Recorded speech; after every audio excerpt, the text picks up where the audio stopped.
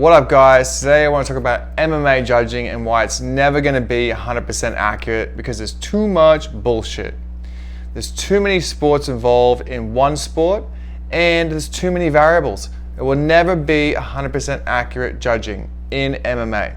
Firstly, there's too many sports in one sport. So MMA is one sport, but there's all of these different disciplines, different arts in the one sport. So imagine having one judge who had to go and do a jiu-jitsu contest, and then afterwards he had to go and judge a taekwondo contest, and then finish it off he had to judge a Muay Thai contest. The same judge isn't going to know all the rules of every single sport. Even if he knows the rules, he's not going to know what to look for, whether that was advancing, whether that was more of a dominant position, whether this and that. So you've got all these different sports in one, which makes it super difficult. There's no other sport, there's no other sport that has all these different disciplines, all these different rule sets, different rules for each sport in one. Secondly, there's just too many rules in MMA. You firstly got the point system, the 10-point system, which is like the boxing rules, and that's been implemented in MMA. So a 10-10 round being an even round, 10-9, 10-8. If it was overwhelming dominance from one fighter in that round, they get 10-8. So they get the point system. Then you've also got to factor in that the judges need to know what's a more effective technique and what gets more, what judges higher in the judge's eyes. They've got the striking, then you've got grappling, then you've got the octagon control, aggression, and there's all these different things that they look at when they're judging the different techniques in that fight. So you've got to take that into account. Thirdly, you've got to look at the variables. So these are the unknowns that people don't really talk about that much in MMA judging. Do they judge the champion more than the contender? And we've seen that recently with Jon Jones versus Reyes. I think that they gave the champion some points. I think that they favored the champion purely because it's Jon Jones. You're like, fuck, Jon Jones. We don't even know the other guy. Who is the other guy?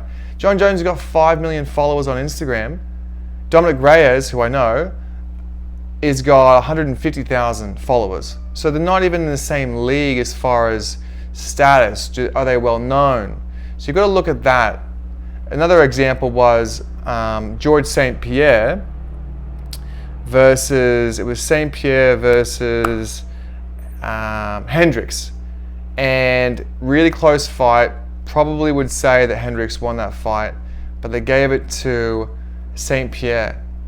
And was the fact that he was champion favor in the judge's eyes? And I think it was. So you look at the champ. Call it the champ factor. Are they going to give the champ more kudos? Then you've also got to look at did they think that strike land, or did they think that it didn't land? Did they think that strike was more effective? Did it do more damage? And these are all left open to interpretation. So there's no way of really knowing. Yeah, it hit him and he didn't really show any signs of damage. Maybe he had a poker face, or maybe it just didn't do any damage. So there's so many variables in that. Was it damaging? Did he slip it? Did he roll with it? Did it kind of just glance off him? All that sort of stuff. You've also got to look at, do they look at showmanship? At the end of the fight, the fighter that puts their hands up and like, yeah, I won the fight. Do the judges actually look at that and go, yeah, you know what? He seems like he's got the fight. Does that affect the judge's score? Also, you have to look at the end of each round, who finishes the round strong. So the first fight, one fighter could have been winning 4 minutes of the round, and the other fighter gets the last minute of the round. But the judges look at the last minute of the round or the finish of the round with more favor than the beginning of the round. So does that affect the judge's decision? We've seen with the Jon Jones and the Reyes fight as well. Jones finished rounds 4 and 5 strong, and Reyes had rounds 1, 2, and 3. So did the judges actually go, well, the last 2 rounds were Jones, let's give it to Jones?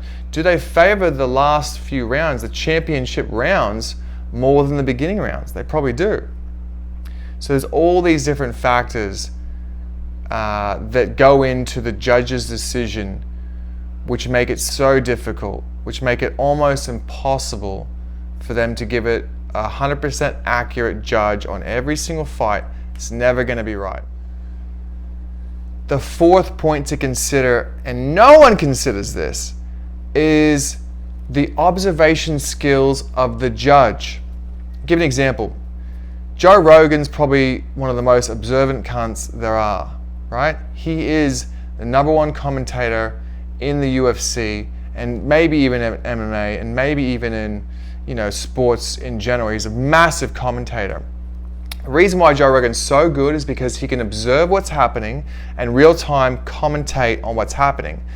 Okay, I can see this. It looks like he's going for this takedown, or he's looking like he's trying to fake and lure him into this trap for this submission. Joe Rogan observation skills are better than anybody out there. So you take Joe Rogan, then you take some other guy, Joe Bogan, right? And you give Joe Bogan all of the techniques of martial arts, all of these different techniques and how to judge it, how to score it. You tell him, we're gonna judge striking first, and then grappling, and then this, and then that. And you teach Joe Rogan, you teach the other Joe all of the rules.